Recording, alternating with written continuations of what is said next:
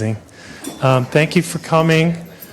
This is the Civic track pitch competition for $5,000 in prizes. Yeah, we have some great presenters today. 2,500 in judge awarded, and 2,500 that the audience gets to vote on and to give away.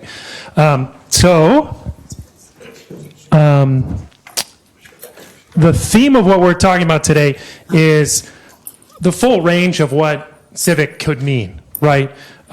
Great tools and founders, from making government work better to ideas for newcomers to a city and a public budget explainer tool and other things you'll see and hear about. Caroline, what else do you want to say? Yeah, good morning, everybody. I don't know if that's working. Hello? I think it's working. I think it's working. It's a little quiet. Yeah, I want to just have a note of appreciation for Josh and the team at the Yale Innovation Summit for having such an expansive definition of what's under innovation. Just a couple of years ago, they added the civic track because they had a deep belief that our civic and social life, how our city halls work, the tools that we use are a critical part of what innovation looks like. It has always looked like in America, back to the founding of libraries and the Fire Corps, and certainly is critical to the road ahead. And so just huge credit to Yale Innovation Summit, and thanks so much for all the innovators, the civic innovators who you'll hear from today, who are doing really incredible sort of on the frontier work of thinking about civic innovation.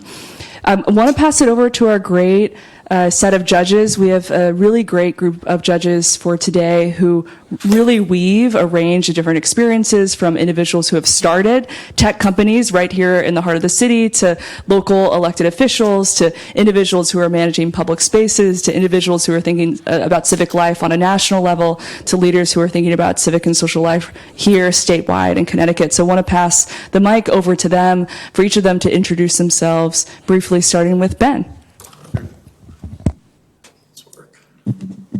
Hi, I'm Ben Berkowitz. I was co-founder and CEO of Civic Fix, a civic tech startup here in town that was the pothole app, for lack of better explanation. It's still the pothole app. That's how I met Caroline when she was a sophomore in college, and Miles and I founded that together. Let's see, and I'm currently working on a piece of software called Neighboroonie, which is effectively me vibe coding all the things I never got to build at Civic Fix for neighbors to help each other out, and I'm having a lot of fun doing it. I don't know if it's a real company, but it allows people to provide recommendations of like the contractors that they love to their neighbors, so it's like a small Yelp as a starting block. So, thanks for having me. Hi, I'm Christine Kim. I'm currently the Alder of Ward 7. Actually, this building is in the ward. I've been in office only 2.5 months and never imagined doing this. And I'm learning so much. However, I'm so inspired. I am actually going to encourage everyone I know, especially people who care so much, to run for office. If you're not going to run for office, work for someone who's going to run for office. If you don't have that time, join a city or board and commission. Really be in the room. Don't tell people what the solution is. Be part of the solution. And so we need better people in the room all the time, and reflect that in our representation. So thank you. Hi, everyone. My name is Angel DeFay. I'm the manager of public program and activations for the New Haven Green, and I'm also the founder and creator of Sweets and Sounds Entertainment, an entertainment company that puts art, music, and entertainment together to create innovative events. And I'm super excited to be here.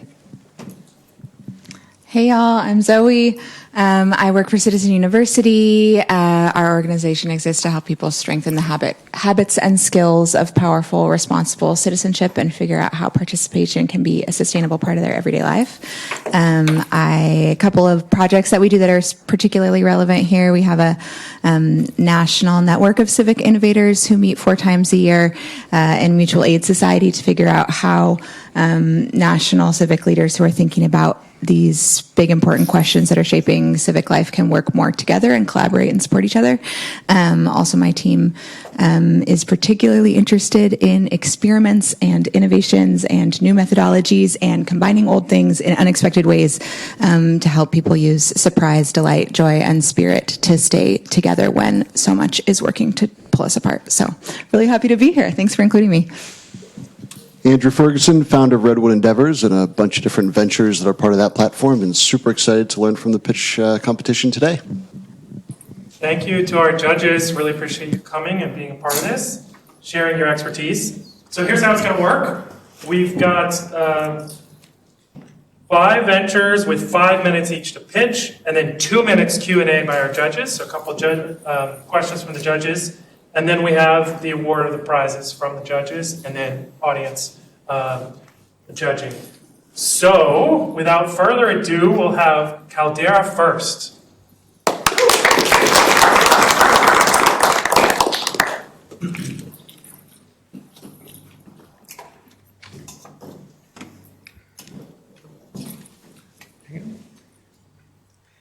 Hi, is this on? Yeah. Is this on? Okay, this is better. Hi, everyone. I'm Christine. I'm the CEO of Caldera. We're a public benefit corporation building the AI platform for modern government. I was previously the founding executive director of Stanford Reg Lab, where my co-founder Fez and I spent a combined decade partnering with federal, state, and local government agencies to build and deploy AI systems. We've built AI tools that matched or exceeded human performance in randomized control trials, and we've helped unlock work that was previously considered impossible. Governments are responsible for some of society's greatest challenges, but the state of technology is a bit like trying to till the soil with hand shovels. State and local governments spend over $100 billion each year on IT, but they have relatively little to show for it. And the tech they do have is mostly focused on helping to manage and organize work, but it doesn't actually do the work itself. AI obviously offers a different path, and there's an opportunity to actually change fundamentally the way that government delivers. But most AI projects fail. Why?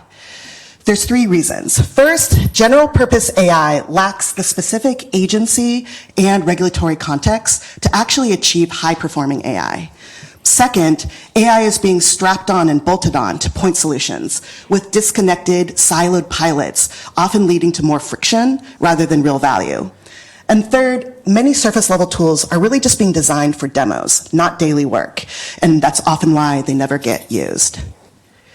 At Caldera, we're building the AI operating system for state and local government to unlock meaningful, value-driven public sector AI. Our knowledge graph connects AI to the specific regulations and context it needs to actually perform. And our one platform integrates with the government's fragmented systems so AI can work across operations. And our AI agents actually target real workflows end to end. The more painful, the better. Here's how it works in practice.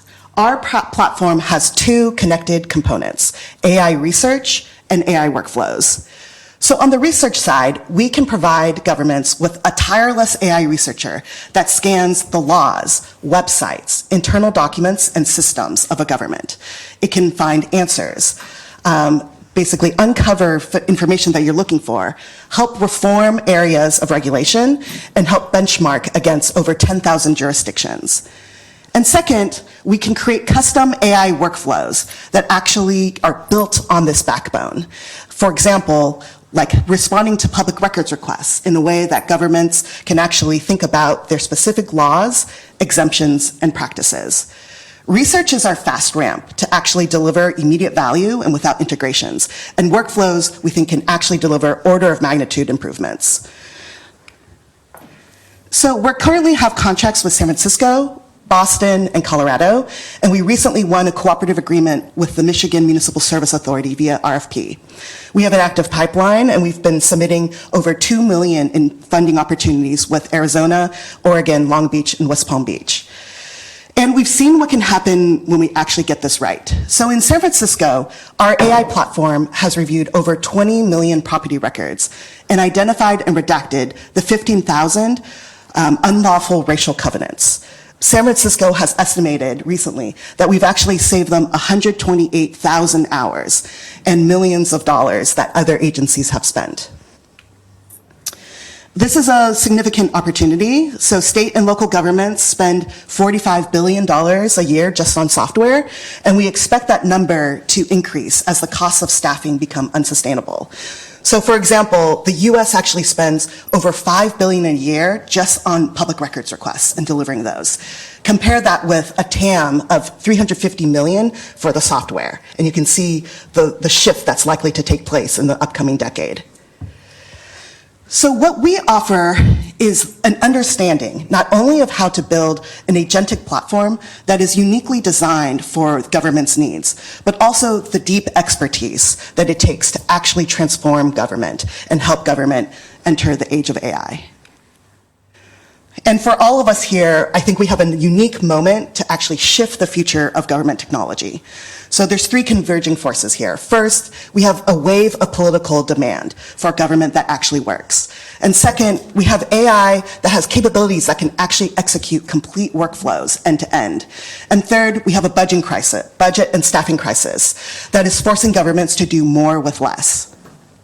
And so the reality is that openness to AI is becoming an operational necessity, and we want to help governments get that right. So we're on a mission to transform the way government does its work with AI. Faster delivery, lower costs, and better services for communities. Thank you.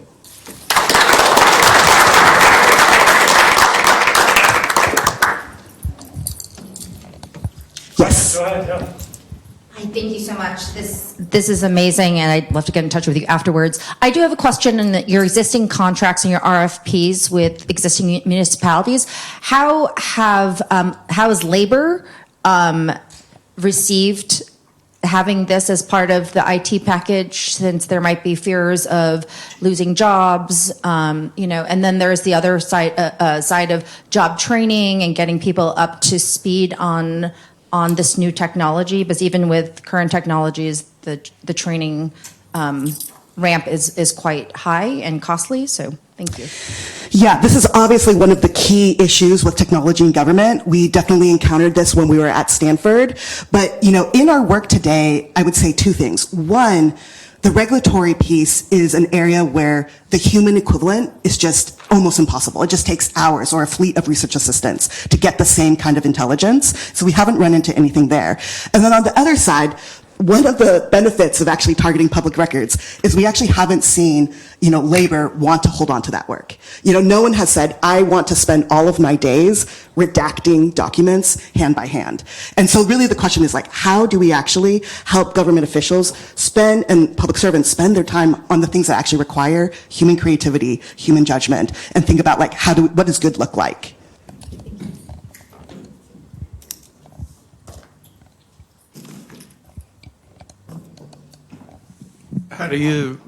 What's going on in the world of the entrenched competitors and bolt-on solutions? I imagine anyone with a freedom of information software package is trying to do something in this world. What's the differentiation? Yes. So, there's a number of different actors in the field. So I'll go to this slide. So, the main players are either the general purpose tools, so Microsoft has its own tool, things like that. And what we've heard from government partners is just that those are not performing at a high level. They're really error prone.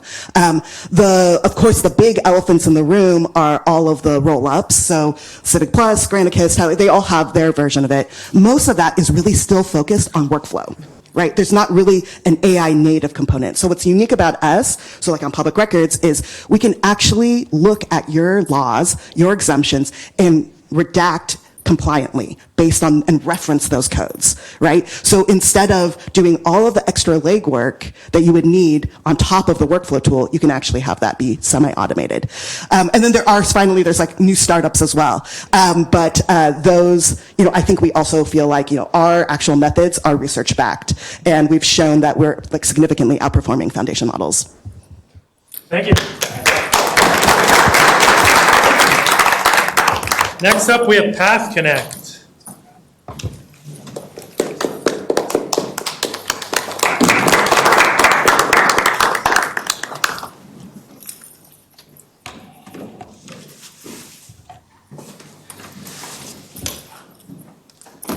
morning, everyone.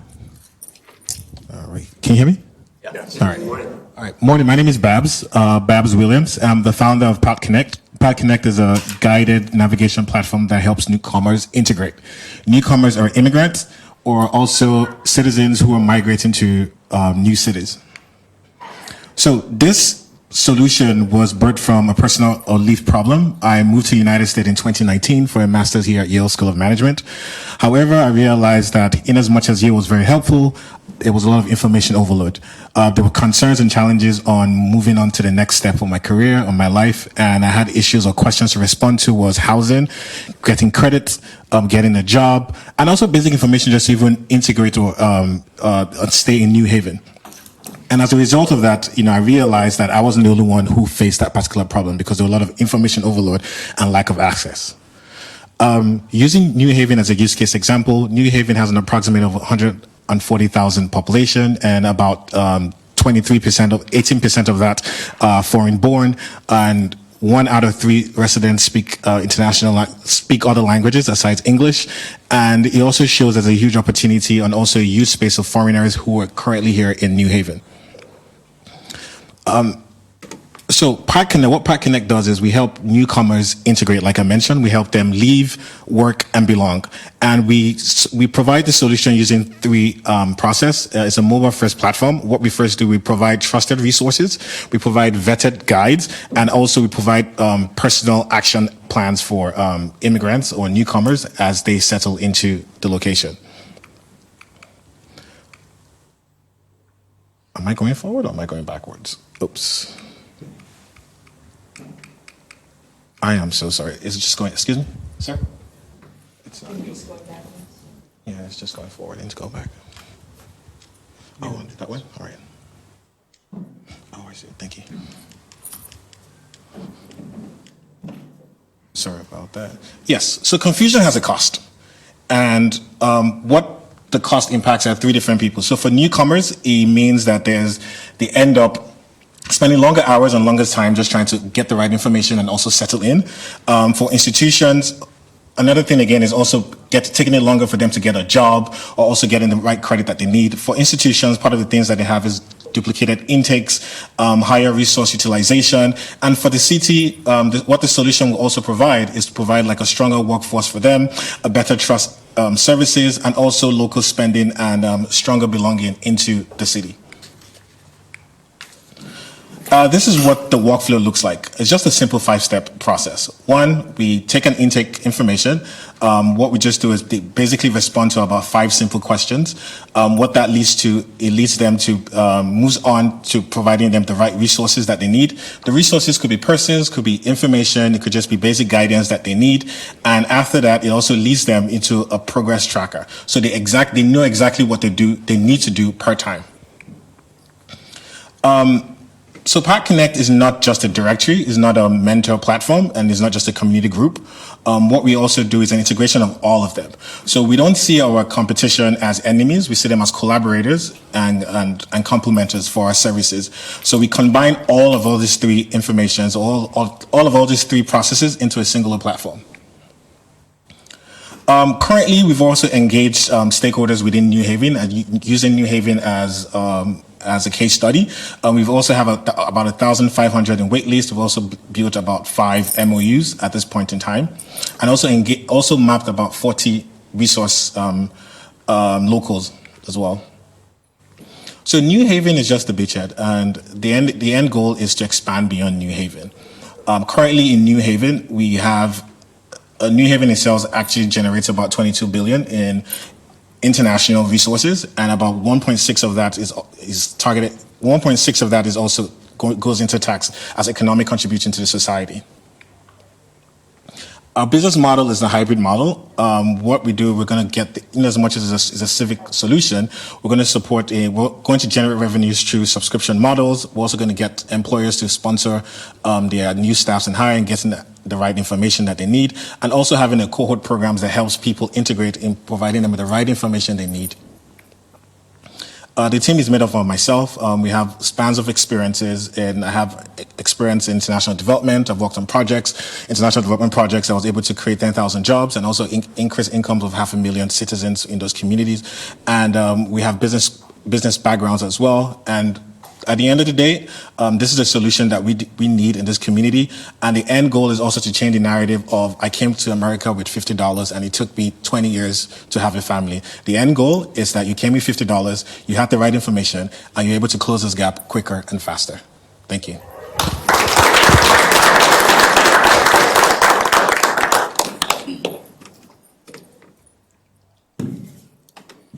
Can you share how many users are currently active on the platform and how you engage them?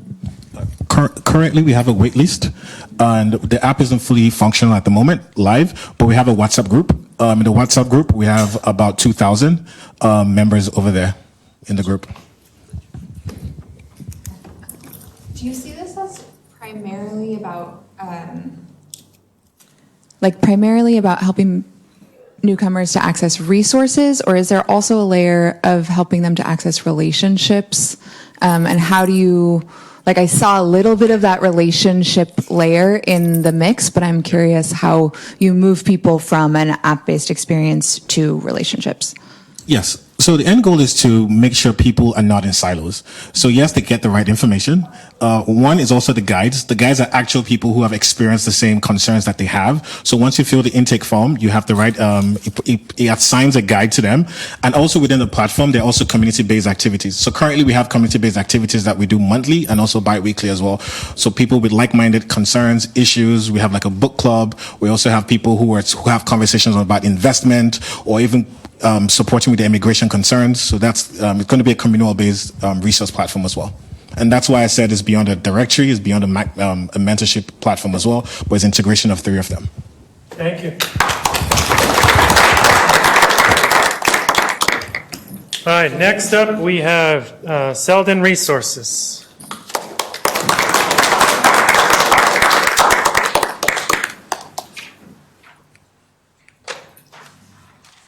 Which one is yours? Yes, there it is. Thank you.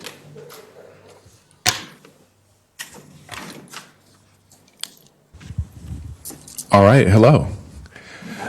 Good. Is it still morning? I think it's still morning. I don't know. I should drink more tea. Good morning, everybody. I'm Jason Oliver. And raise your hand if you feel like you understand your local city or town's budget. Yeah, nobody, right? Well, I think I saw one hand. A little bit, right? Even the elected officials. It's still right. Elected officials. Exactly. You are not alone, right? So this is the reason why we created this. I'm Jason Oliver, founder and principal of Selden Resources. The goal of this and the reason why we created this, we were advocates who felt like we struggled to teach people how to get excited about a 700-page document, right? A $7 billion budget. But we really wanted to focus on outcomes-based and impact-based budget advocacy. So that brings us to the tool. I noticed that my slides the font got moved around a little bit, but don't worry about it. So I'll start with, from an advocate standpoint, the budget adoption process is a joke. The elected officials barely understand it, the residents barely understand it, right? Whether you're talking city, county, state, school district, nobody really knows what's going on. We just know we've got a few $1 billion and we want to figure out how we can get our trash picked up. So it's really a challenge that in fact, in Houston, they have a budget bingo. The staffers have an internal budget bingo document that they use to kind of keep themselves engaged and paying attention. That's how boring it is, right? They create a budget bingo. Fun fact, I was actually in the budget bingo because they're like, did Jason Oliver show up to provide public comment? Okay, check that box, right? That's how boring the process is. This project came out of 2020, right? We're talking about how we're spending our public dollars, where we're investing, and we were saying we want to see our money directed toward, we're in Houston, we flood, right? We want to see our money spent on the things that keep us safe. And we kept getting pushback for these phantom constituents, right? Oh, we're hearing from community members that they actually want more money put into policing, or they actually want, they don't care about your library hours getting extended. That's not super important. But this is our data, this is our information, these are our budgets. So as advocates, we said, when our streets flood, we flood the streets. We come and tell our elected officials and community members, we come and get that collective voice around what we want.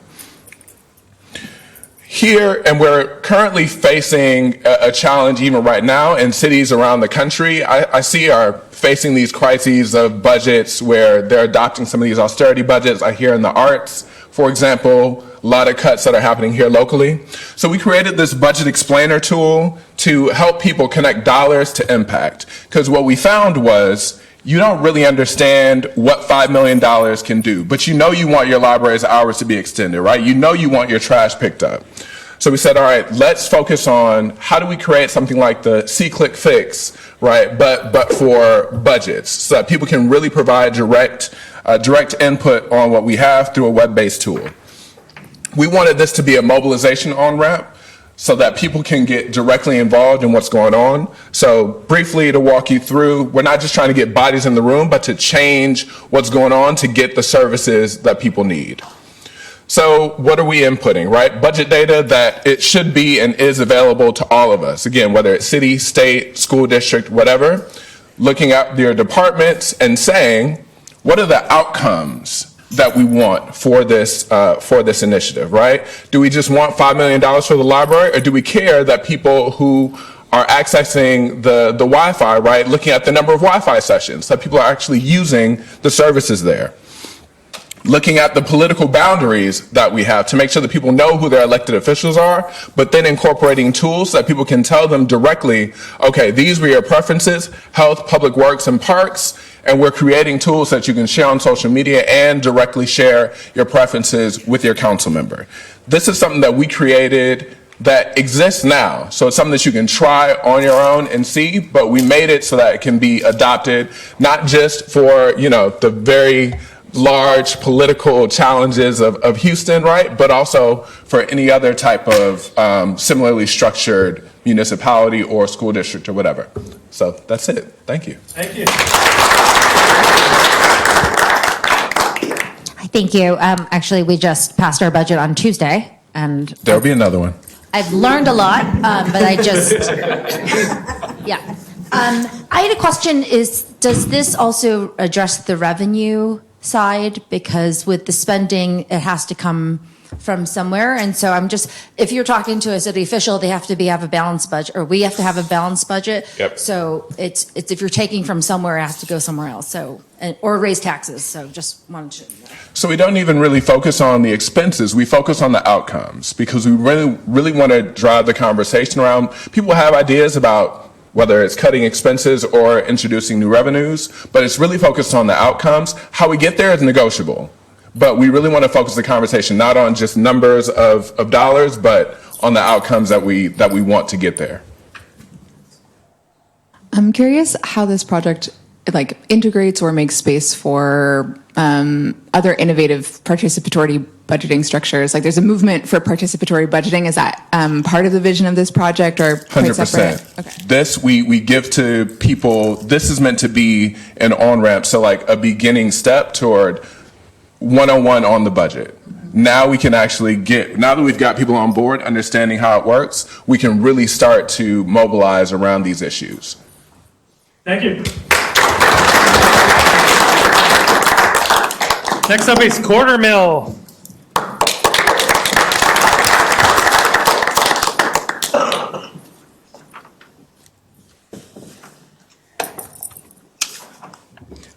Okay, good morning. Morning. My name is Keith G. Pemberton II. I'm a rising senior in Yale College, majoring in history and computer science, and I'm the founder and CEO of Quarter Mill, which is AI you can trust when civic decisions depend on it. So I first want everyone in this room to put themselves in the position of a New Haven resident asking an auditor about her neighborhood. A developer has filed a parcel of land for her grandmother's house that it once stood on. She needs to know what was promised, what was demolished, what was replaced, and what was not promised as well. So she does what anyone does in 2026. She asks artificial intelligence. It gives her a competent answer with citation to sources that actually don't exist. The records that would settle the questions, think council minutes, planning files, redevelopment correspondence, are sitting in institutional collections that AI cannot reach. So she makes her decision on faulty or limited information. The obvious fixes don't work anymore. A better large language model still invents citations. The hallucination is architectural, not a bug you can fix. A retrieval system points out public sources that cannot be reached through institutional collections. And a workflow tool can route the question faster, but it can't verify the answer. And this is where CorderMill comes in as a verification platform for civic records. And it's a neurosymbolic architecture of those who are familiar with Wolfram Alpha, coming off of my studies and also independent research here at Yale with those at Yale Library Systems, how we implement the verification infrastructure from archival library standards into the civic realm. Every claim sets a primary source. Every source is held in institutional custody to prevent losses of data sovereignty. And where the record is silent, the system says so. And this is another archival principle when it comes to holding space for what the civic record did not entail. So we've actually launched our version 1 demo yesterday.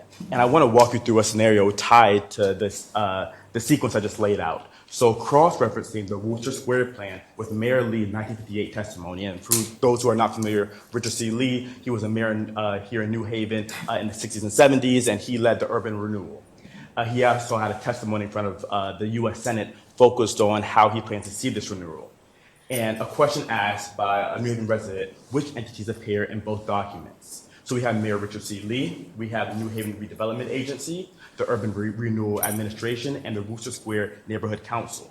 So what CorderMill does is the structural absence detected across both documents, affected residents and tenants without property owner status in neither sources. The decision architecture documenting here captures planners, funders, and property owners. It did not capture the people whose homes were actually demolished. CorderMill returned what the record can defensively support and names what it cannot. So version 1, as I said, was shipped yesterday, and a live demonstration showing to angel investors and advisors. And when it comes to my experience, history and computer science, but also reactivating the Yale NAACP chapter, Lower Committee for Civil Rights Under Law, where I really learned about the idea of justice in the civic atmosphere, and then the youth liaison for the city of High Point, where I'm originally from. Well, you just saw the architecture. Verify primary sources, provenance backed to the page, absent surfaces as findings and not just silenced. No general purpose AI system is built for this. No workflow tool can support this. The architectural commitments are not features that can be added. They are the foundation.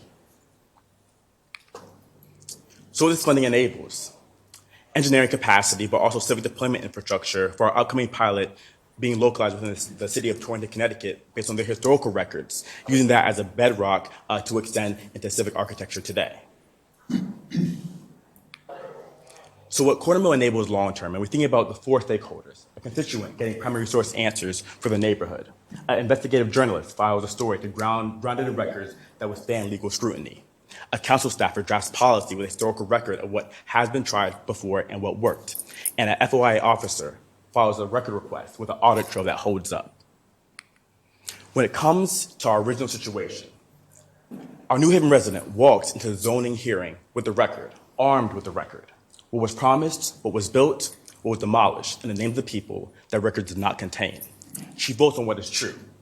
CorderMill's infrastructure for civic decisions that every city the record reaches, arming the public to be more self-advocating into the future. Thank you.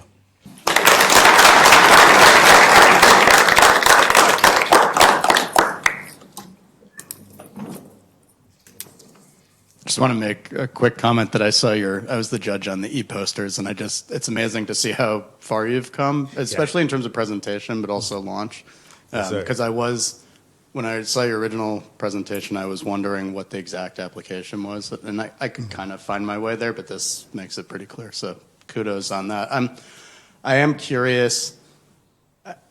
It feels like you're not going to run into a technical wall in succeeding here, but a bureaucratic wall, because these things do live in silos, and software companies and advocates on the inside have been trying to get them out of these silos for years with some level of success, and curious how you're thinking about that, because there's a real like business problem to solve there. That's not a, product might not do it, right? Yes, sir, absolutely. And our first idea is really focused on FOIA. So how many documents we have released on an annual basis and how actually structure those documents for human interpretation via natural language. So through neurosymbolic architecture, both the knowledge graphs but also the neural networks, how we actually use what's perhaps becoming public but not interpretable first at this first boundary, because we think what's even, let's say, FOA filing records is the first boundary that hasn't been actually amount that hasn't been surpassed yet. So using that for the first at least 6 months, yes.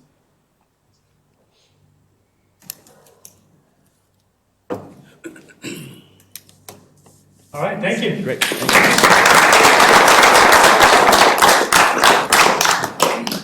All right, next up we have Municipal Innovations Without Borders. Is this your first slide?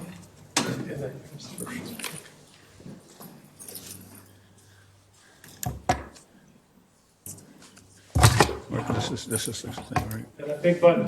Big button. And Frank, when you make sure the mic is on, so make sure the mic is on so everyone can hear you.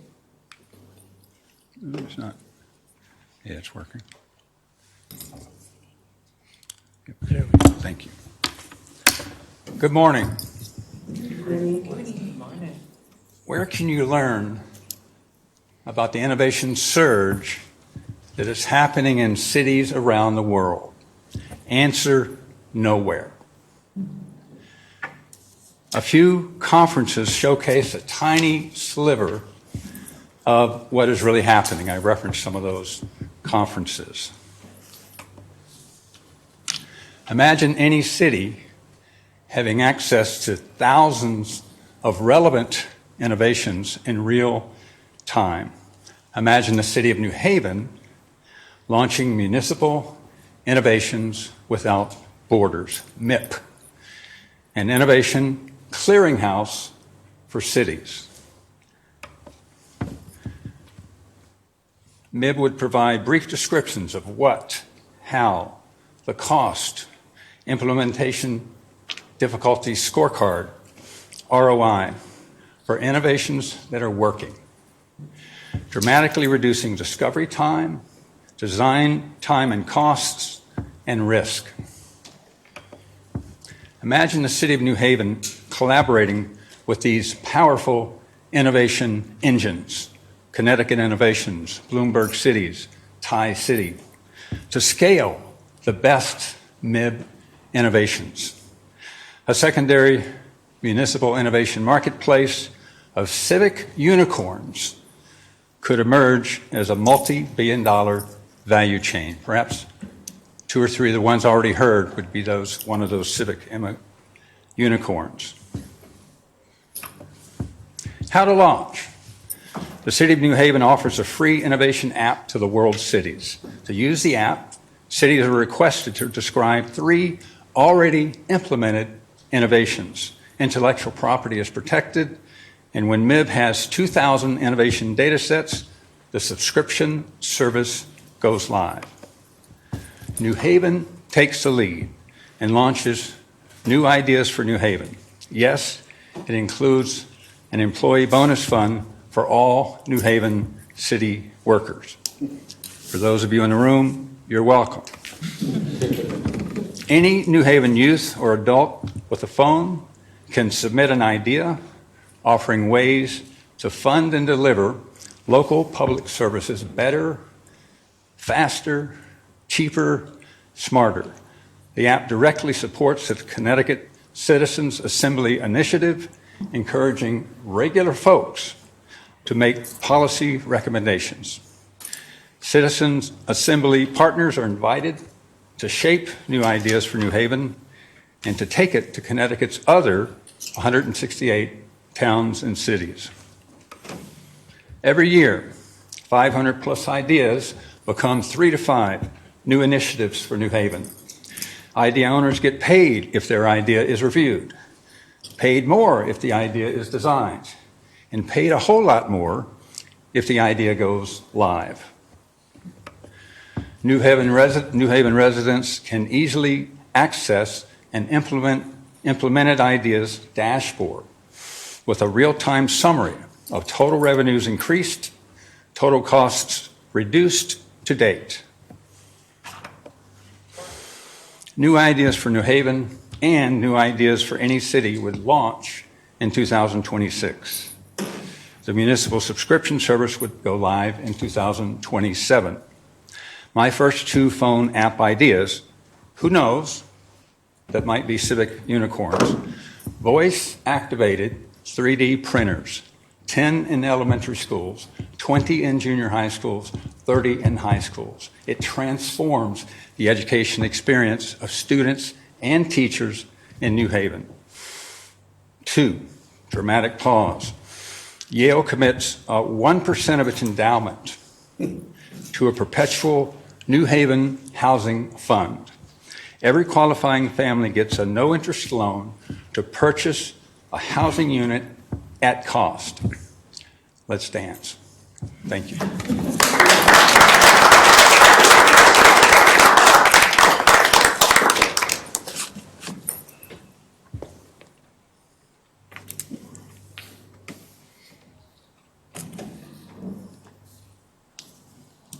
Can you share a bit more about the motivation or theory behind the employee fund and also paying for the ideas that get implemented? Motivation fund what? And paying for the ideas that get implemented? Like, why have the economic incentive and reward at the end? This idea, if the mayor adopts this idea, is that, you know, wait a minute, I can actually submit an idea, and if I get through the first filter, I get paid just for submitting the idea. So that's an economic incentive for me, because I don't know what's going to happen to my idea, but my intellectual property is protected from day one. And if it gets out into the marketplace, I get a potentially significant income surge from the idea in New Haven. And then if it gets into the secondary marketplace, the idea could go literally all over the world.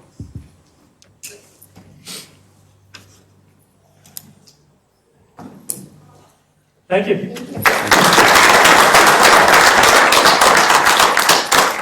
Next, we have a hot wash.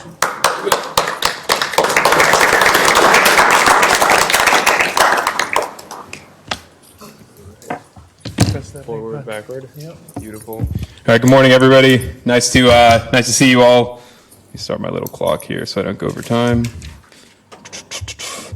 Perfect. My name's Ross Purity. I'm the founder of Hot Wash. I'm also a West Point graduate, former Army Ranger, and as of last week, a Yale Law School graduate. Very excited to have that done. Let me tell you a little bit about Hot Wash. I'll start with the story. So, in Ranger Regiment, painting the picture, we just finished up a training exercise. My platoon sergeant, he had more than a dozen combat deployments. He's getting chewed out and dressed down by the senior officer because he made a decision not to enter this building and instead to escalate, right? And he stopped the senior officer. He says, "Hey, sir, like, with all due respect, I was in this exact same situation when I was a private in Ranger Regiment. My platoon entered the building, and quite a few people got blown up. Fortunately, nobody was killed, but that's why I made the decision I did." And what that speaks to is this institutional knowledge gap, right? It's the information and the lessons that live in your experienced members' heads that don't make it into policies and best practices. I'll just hit the slide later. So what Hot Wash is, it is a after-action review platform that captures institutional knowledge. We'll go to this one later, blah, blah, blah. There we go, perfect. After-action review platform captures institutional knowledge. How it works is that after an incident, training, exercise, whatever it is, folks pull out the app, they speak into it, capture all that knowledge. 3 questions: what happened, successes, challenges. It structures that information, and that ultimately goes into the organization's institutional system of record, right? They can build training off of this stuff. They can take lessons from incidents that happened recently and share it across the organization. Let's see. All right, so this slide actually needs to be updated. So far, we have 11 fire departments across 4 states. We're doing $40,000 of ARR. And 2 stories I want to share. One is up in Hartford. We deployed it there. They were early on, kind of saw the vision for what we were trying to accomplish. After their pilot period, they did a survey to their members and had a 97% response rate, or positive response rate, which basically shows that like people want to share their the things that they're learning. People like learning from other people's experience. The other thing is that the network within FIRE is very strong. One of our first customers was Grand Rapids, Michigan. Found them on a LinkedIn message. They adopted it, became customers. They told a neighboring department. They came on board, and then they told a neighboring department. I called the guy, I said, hey, let me find a time for a demo. I'll show you how it works. He said, just send me the invoice. I've heard enough from the other departments. I'm in, right? So really strong network effects within FIRE. And let's see, kind of why we're starting with FIRE. Hard customers, firefighters, you know, they are going to calls all times of the day and night, and they need stuff to be, they just don't want it to be another thing they have to do. They want it to be easy, and simultaneously the compliance burden to get technology into the firehouse was like relatively low. So I was able to go knock on doors, say, do you guys have this problem? They said, yes, we do. I said, can I build something? You'll try it. Let me know how it goes. And that's ultimately how we started. But the opportunity is much bigger. So every organization on this map, we define them as high reliability organizations, basically organizations where mistakes cost lives. They are already running debriefs after incidents, major events, what have you. They're having these conversations about what they're learning, what their takeaways are, what they do different next time. There's not a system of record for it. And once you build that system of record, you can also start building on additional operational and training tooling that integrates the lessons and what their members are actually doing in the field. Let's see, what's the next slide? We'll bounce around a little bit. Oh yeah, it's a referral network. This is a fire truck that I have that we're going to be driving around to fire departments. I've got a little time, so fun story about this one. Major firefighting conference in Indianapolis. Picked this thing up in Seattle and drove it like 2,400 miles. Had no issues, thank God. And then Jersey Roads took me out on the way back to New Haven, but we got it back here, fortunately. Let's see, big market. It's a cute picture of me in uniform. And yeah, basically started pre-seed, reaching out to investors Wednesday of last week after my folks left town after graduation, and raising $1 million to build out the engineering team and continue to expand within FIRE and start looking at other verticals as well. And then also going on a roadshow, visiting a bunch of fire departments with the fire truck. And I think that is 5 minutes. Yeah, thank you.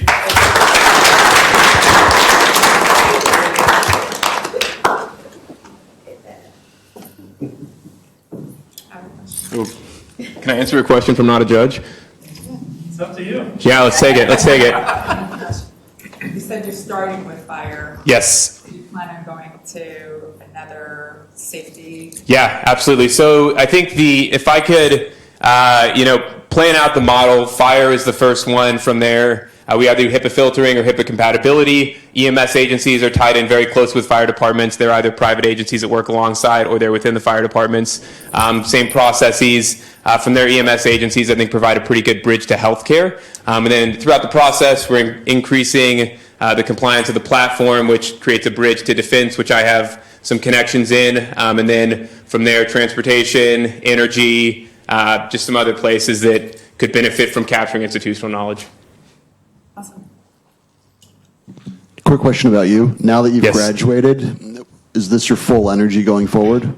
Yes, this has been my full-time job for a little over a week now, and so far it's going good. We've got some very promising leads in Texas, which would be our 5th state. A couple big departments there interested in bringing us on.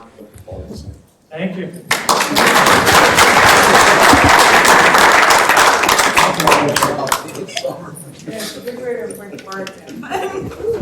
Do you want to pull up the I think it's the PowerPoint, the original. Let's give another round of applause to all the presenters. Let's go. As you can see, just a really fascinating range of what's under the umbrella of civic innovation. And I think, ultimately there's a way of defining entrepreneurship as taking a risk on behalf of us.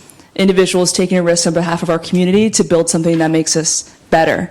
And so huge thank you to the 6 amazing presenters for building things that make it make our lives and make our communities and neighborhoods that are so beloved to us better. Now we'll have the judges deliberate. Up on the screen, you have a QR code for the Audience Choice Prize, and both prizes will be announced at 4:30 in the Zhang Auditorium, where all the prizes will be announced later today. But again, huge congrats to all of the entrepreneurs, and huge thank you to the judges for being a part of this. Thanks, guys.